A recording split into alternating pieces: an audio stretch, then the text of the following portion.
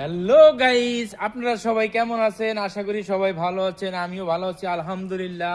আজকে আমরা যাচ্ছি, আম্মু আমার মাই বলবে আজকে আমরা কোথায় যাচ্ছি। আম্মু আমরা কোথায় যাচ্ছি?